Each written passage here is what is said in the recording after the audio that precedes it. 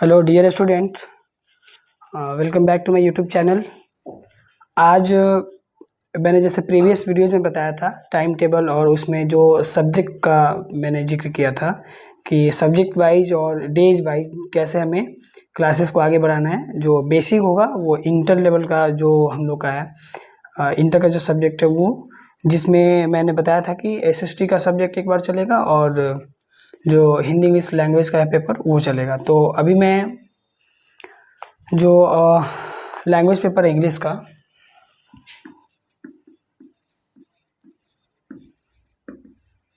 English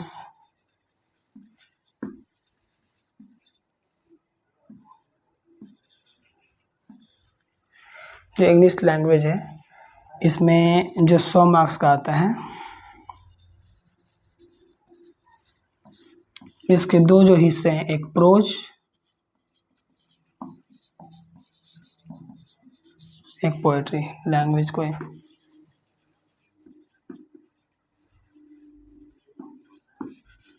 ठीक है। तो जो हम लोग का इंग्लिश लैंग्वेज है, जो 100 मार्क्स का इंग्लिश है, जिसको हमें पढ़ना है सेकेंड ईयर के लिए, और जहाँ हमें इसको दो सेक्शन में पढ़ना होता है। एक प्रोज सेक्शन होता है, दूसरा पोएट्री सेक्शन होता है। अमूमन प्रोज जो सेक्शन है इसमें 11 चैप्टर जो है ये, और पोएट्री में 10 चैप्टर है। ये हमारा 2 है, ठीक है। जिसमें हमें पहले प्रोज सेक्शन को देखना है, और प्रोज सेक्शन में जो चैप्टर 1 है ये है Indian civilisation and culture. Indian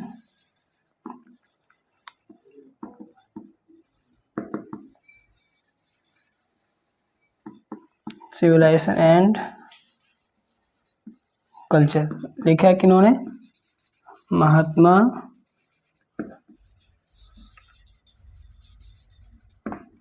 Gandhi ने। तो इंडियन सिविलाइजेशन एंड कल्चर जो महात्मा गांधी द्वारा लिखा गया है, ये जो प्रोज सेक्शन है इसी को हम डिस्क्राइब करेंगे। और ये हमारा 12 का, हम ये कह सकते हैं कि 12 का फाइनली हमारा क्लास चल रहा है ये, जिसमें आपको Hindi English line by line explanation, summary, और short questions, long answer question ये मिलेंगे, ठीक है। जिसमें हम प्रोज सेक्शन को शुरू कर रहे हैं। और प्रोज सेक्शन में ये जो हमारा चैप्टर 1 है, इंडियन सिविलाइजेशन एंड कल्चर, जो महात्मा गांधी द्वारा लिखा गया वो है।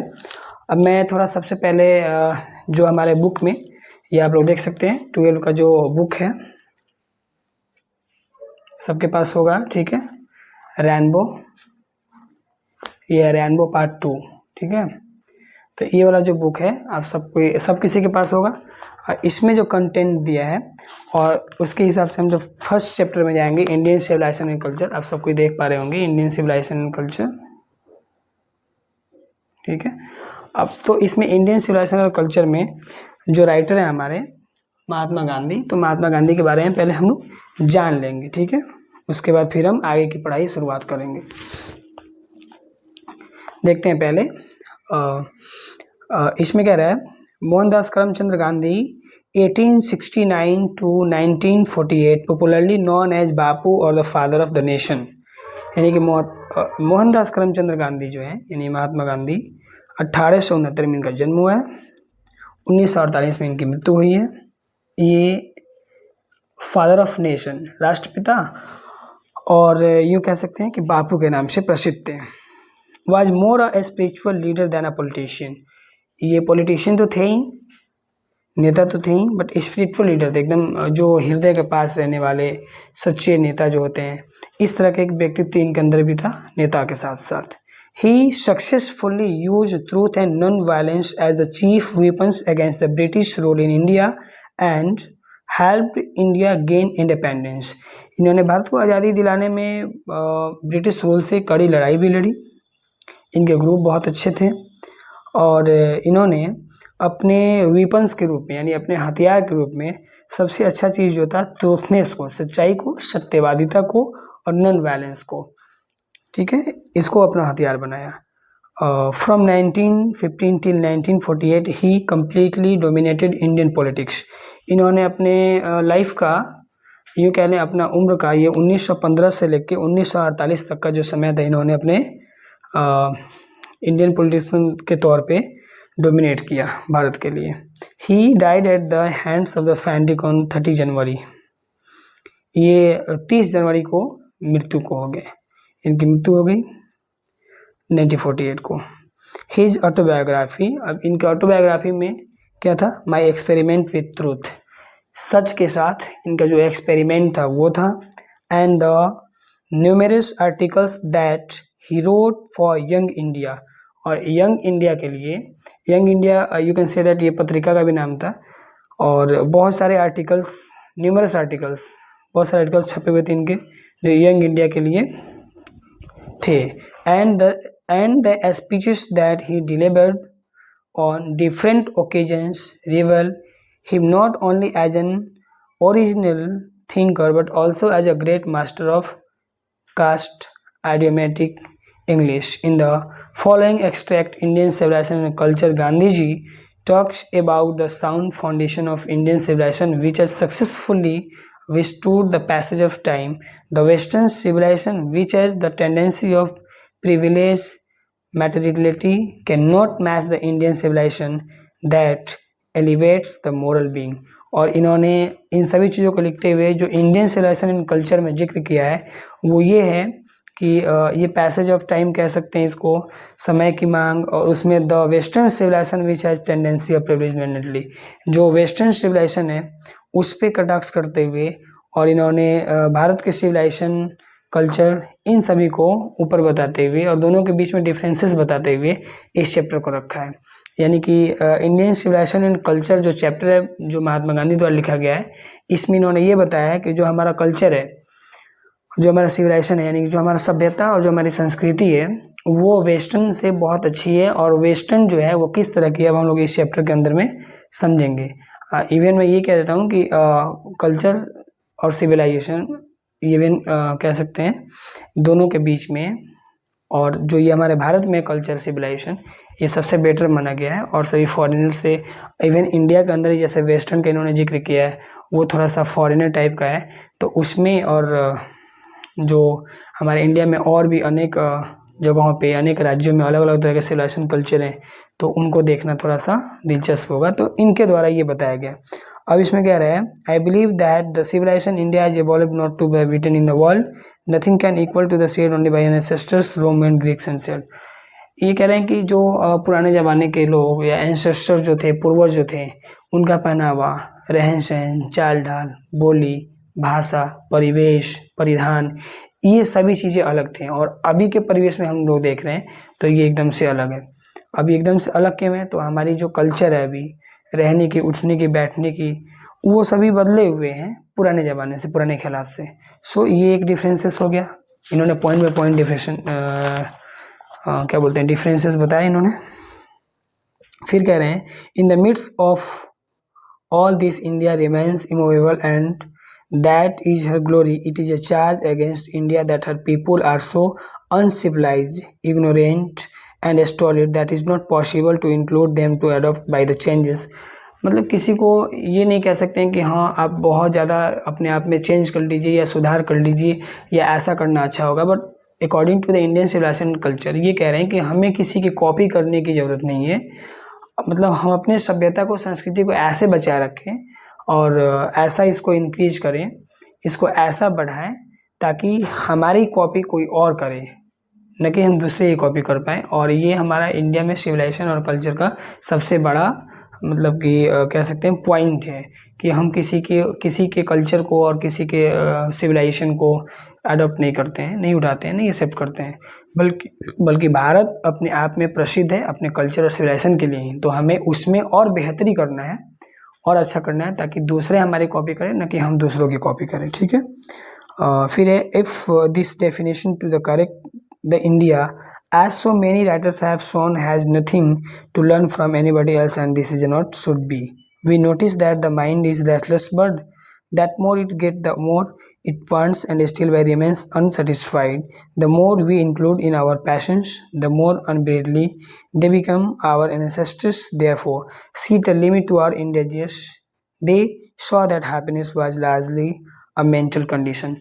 हमारे मानसिक स्थिति को बताते हुए भी इसमें कहते हैं कि जो हमारा माइंड है, जो हमारा दिमाग है, वो एक रेस्टलेस बर्ड की तरह है। Restless bird, even we can say that here, इसका मतलब है एक बेचैन चिड़िया, बेचैन जीव, बेचैन आत्मा ये कह सकते हैं। इस तरह से हम किसी भी काम को जो कर रहे हैं उसमें हम क्या बोलते हैं उसको, पैसेंस नहीं रख पा रहे हैं और कामों करने में बहुत ज़्यादा जल्दी कर रहे हैं। और लाइक मशीनरी, रोबोटिक, बहुत सारे ये जो अभी काम आ गए, इससे इंसानों के जो काम है, इंसान अपने माइंड का जो यूज़ करता था, जो पीस का यूज़ करता था, उसको बंद कर दिया है। और मशीनरी टाइप, रोबोटिक, ये ऐसे होते जा रहे हैं। मशीनरी ज़्यादा यूज हो रहे हैं, वर्क जिसमें इंसान अपने दिमाग का इस्तेमाल, अपने फिजिक का इस्तेमाल नहीं कर पा रहा है, जिससे थोड़ा सा हम पिछड़ रहे हैं। और ऐसा कहा भी गया है कि सिविलाइजेशन कल्चर तो एक जगह पे है, लेकिन हमें देश की गति के साथ चलने के लिए, या जो अभी न्यू एरा है, न्यू एज है, मॉडर्न एज, इसमें चलने के लिए इसमें हर एक सामान, हर एक चीज़, हर एक वस्तु जो इन्वेंशन हुआ है जिसका, या जो हमें गति प्रदान करता है, उसके साथ मिलकर चलना होगा। ये एक अलग बात है, बट हम जब तक किसी चीज़ पे, किसी टॉपिक पे नहीं सोचेंगे, नहीं बोलेंगे और अपने माइंड का, अपने सेंस का अप्लाई नहीं करेंगे, तब तक हम उस चीज़ को अच्छे से नहीं समझ पाएंगे, अच्छे ढंग से नहीं कर पाएंगे। तो इसमें बताया गया कि restless, as a restless bird जो है अभी माइंड का सिचुएशन है, फिजिक ठीक नहीं है, क्योंकि हम अपने कल्चर और सिविलाइजेशन को भूलते जा रहे हैं जो पहले से है। The further responded the large cities were a snare and unless encumbrance, and that the people would not be happy in them, that there would be gangs on abuse, the robbers, prostitutions, and vice flourishing in them, and the poor men valuable robber by rich men. They were therefore satisfied with small villages, छोटे छोटे गाँवों में, या वहाँ की गरीबी जैसे देखने के बाद इन महात्मा गांधी के स्टेटमेंट ये है कि बहुत बार ऐसा होता है कि वो अपने सभी चीज़ों को फुलफ़िल नहीं कर पाने के बाद किसी बड़े लोग या किसी धनी मनी लोग या रिचेस्ट फैमिली की तरफ वो जाके वहाँ काम करना, वहाँ से कुछ लूट के भागना, चुरा के भागना, इस तरह के काम भी करने पड़ जाते हैं लोगों को मजबूरीवश। और जो धनी मनी होते हैं उनको कल्चर का कोई ध्यान नहीं होता है, वो उनका रहन सहन थोड़ा सब कुछ अलग होता है, तो हम ये महसूस कर पाते हैं कि इनका कल्चर भारतीय कल्चर जैसा नहीं है। और इवन ये सबके लिए नहीं है, बट ये थोड़ी सी चेंजिंग लाइन को बताया गया है कि जब हम सबसे अलग पहनावा पहन के आते हैं, सबसे अलग तरह का डिशेस जो होता है, थाली खाना खाते हैं, कुछ हमारी लैंग्वेज भी बदली सी हो जाती है, तो हम भारत में रह के ही ऐसा लगता है, ऐसा महसूस होता है कि अदर सिविलाइजेशन को या कल्चर को अडॉप्ट करे हुए हैं या सीख रहे हैं कुछ अदर। और ये उतना फैमिलियर, उतना इको फ्रेंडली भी नहीं लगता है जैसे हम नॉर्मल भाषा में अपने परिवार के साथ बात करते हैं, अपने दोस्तों के साथ बात करते हैं, अपने कजिन के साथ बात करते हैं, और उससे अलग हट के जिसका वो लैंग्वेज, पहनावा, वेशभूषा मिले तो हम कह देते हैं कि अलग कल्चर का है या इसके कल्चर जो है चेंज हो गए हैं। इवन हमारे भारत के स्टेट में ही, जैसे हम लोग बिहार से हैं तो हम लोग का पहनावा सीधा साफ सुथरा और धोती कुर्ता जो होता है वो होता है, और सूट और साड़ियाँ होता है। लेकिन अगर पंजाब में जाते हैं फिर वहाँ पटियाला सूट आ जाता है, सिखों के सर पे पगड़ी आ जाती है। फिर हरियाणा में जाते हैं वहाँ पे दूसरा आ जाता है, गर्ल्स के लिए, बॉयज़ के लिए। फिर बंगाल चल जाते हैं, वहाँ पे थोड़ा सा दूसरा आता है। सब अलग अलग कल्चर, जम्मू कश्मीर में देखते हैं वहाँ भी अलग है, उड़ीसा में भी अलग है। तो जब भी हम विजिट करने के लिए, घूमने के लिए जाते हैं तो कहते हैं कि ये दूसरा कल्चर है, बट है तो इंडिया में ही। तो इंडिया में ये हम इसलिए कह सकते हैं डाइवर्सिटी ऑफ इंडिया, ये इसका बहुत सारा मतलब कि फैलाव है। सभी राज्यों में अलग अलग तरह के पहनावे, रहन सहन, खान पान, पहनावा, वेशभूषा सभी अलग अलग हैं। तो कल्चर वो बदलते रहते हैं और इन सभी को इंक्लूडेड करके इन्होंने बताया है। और लास्टली ये कह रहे हैं कि they saw the thinking that kings were the enforcer of the ethics and received at the factory nation. A constitution like this, the fighter of the teach of others to lake the form others. This nation had courts, lawyers, and doctors, but they were within bounds. Everybody knew that these professions were not particularly superior. Moreover, than वकील्स and वेट्स did not the people they were considers people dispense. ये इसमें कहते हैं कि बहुत तरह के ट्रबल्स भी देखने को मिलते हैं पेशे से, बहुत डॉक्टर, वकील, फ़कीर, ये सभी होते हैं जो अपने कामों में लगे होते हैं। हमारे भारत में कॉन्स्टिट्यूशन है, संविधान है जिससे हमारा देश चलता है, ये इसकी खूबसूरती है। और इन सभी कल्चर को अलग से हटके या चेंज करके या चेंजिंग करने जैसा जब हम देखते हैं तो ये एक अलग तरह का मोशन होता है माइंड में। तो इसमें ये सभी बातों को रखते हुए इन्होंने बताया कि हमें कभी भी अपने होम रूल को एंजॉय करना चाहिए। जिस प्रांत में हम रहते हैं, जिस जगह पे हम रहते हैं, जिस प्लेस पे हम रहते हैं, जिस इन्वायरमेंट में हम रहते हैं उस इन्वायरमेंट के अंदर रह के हमें उसका मज़ा लेना चाहिए, न कि दूसरे जगहों के कल्चर को और सिविलाइजेशन को एक्सेप्ट करके अडॉप्ट करके करना चाहिए। जैसे इनमें इन्होंने वेस्टर्न को मेंशन किया, और वेस्टर्न में ये कह रहे हैं कि बहुत सारे जैसे फिल्म सिटीज़ हैं, और वहाँ वेस्टर्न में पश्चिमी सभ्यता में गोवा, महाराष्ट्र, सूरत हम देख सकते हैं, गुजरात, तो वहाँ के जो पहनावे हैं और जो ड्रेसअप कह सकते हैं, और बहुत सारे जो एक्टिविटीज़ हैं वो थोड़ा सा अलग हैं, फिल्मी है कह सकते हैं, डेकोरेटेड है, सजावट है, फिर आर्टिफिशियली भी है, बनावटी भी है। तो इन सभी चीज़ों को ये एक्सेप्ट नहीं करते हैं गांधी जी, और इसका विरोध भी करते हैं कि वेस्टर्न सिविलाइजेशन का कॉपी हमें नहीं करना है, हमें फिल्मी दुनिया, छोटे कपड़े और थोड़ा सा अनडिसिप्लिन, ये सभी इन्हें पसंद नहीं है। अहिंसा, सत्य और अहिंसा के पुजारी समझ रहे हैं आप लोग। तो इनको ये है कि हमारी जो अपनी सभ्यता है, बदन ढकने की, कपड़ा पहनने की, एक साथ फैमिली में रहने की, सबकी बातें सुनने की, बड़ों की रेस्पेक्ट करने की, इन सभी फैमिली को जीना, ऐसे सिविलाइजेशन कल्चर को आगे बढ़ाना, न कि वेस्टर्न को लाना और उसमें जो बदलाव है कपड़ों को लेके, रहन सहन को, लैंग्वेज को लेके, वो सभी ये पसंद नहीं है। तो कुल मिला के इन्होंने सभी चीज़ों को इसमें बताया है, और यही इन्होंने अंतर बताया कि अभी जो अपने भारत में इंडिया का जो सिविलाइजेशन है, कल्चर, वो सबसे बेस्ट है on the basis of world level, विश्व स्तर पे। ठीक है, तो इन्होंने ये अपना दिया है मत, और इस तरह से हम लोग इसका मतलब हिंदी स्टोरी समझ पाए। अब क्या होगा कि जैसे हम लोग इसका समरी बनाएंगे इंग्लिश में, तो हमें सबसे पहले देख लेना हो कि मैंने चैप्टर 1 है, जो चैप्टर 1 में इंडियन सिविलाइजेशन एंड कल्चर और रिटर्न महात्मा गांधी, तो हम ये समरी बनाते समय लिखेंगे कि Indian civilisation and culture is a very good chapter. This is written by Mahatma Gandhi, and I am going to write the summary of this chapter. और उसके नीचे से in this chapter Mahatma Gandhi said, अब जो भी बातें हम लोगों ने हिंदी में कहानी को समझा, इसको ट्रांसलेट करके छोटे छोटे सेंटेंस में बनाना है समरी। ये खुद से भी करना है एज ए होमवर्क, और हमारे प्ले लिस्ट में, यानी कि जैसे ये 1 चैप्टर ख़त्म हो रहा है Indian civilisation and culture by Mahatma Gandhi, तो इसके प्ले लिस्ट में इसका एक प्ले लिस्ट बनेगा, जिसके प्ले लिस्ट में इसका इंग्लिश समरी इंक्लूडेड रहेगा विथ क्वेश्चन आंसर, और एक दिन का समय निकाल के मैं क्वेश्चन आंसर भी करा दूंगा। बट जो हिंदी का समरी है ऐसा ही मैं अपने ओरली आप लोगों के सामने रखूँगा, आपको उसे समझना है और इसको आगे बढ़ाना है। इस वीडियो में चैप्टर 1 के लिए इतना ही। तब तक के लिए धन्यवाद। वीडियोज़ को देखें, लाइक एंड सब्सक्राइब करें, दोस्तों तक पहुँचाएँ। Thank you for watching this video.